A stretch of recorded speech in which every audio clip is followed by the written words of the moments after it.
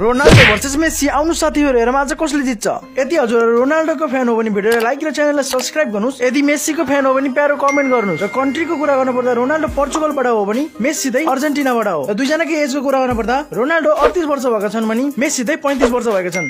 रोनाल्डोले अहिलेसम्म 180 वटा international match खेलेका छन् भने मेसीले चाहिँ 172 वटा इन्टरनेशनल म्याच खेलेका छन्। त्यसैले यो पोइन्ट जान्छ रोनाल्डोलाई। रोनाल्डोले अहिलेसम्म 118 वटा इन्टरनेशनल गोल हानेका छन् भने मेसीले चाहिँ 98 इन्टरनेशनल गोल हानेका छन्।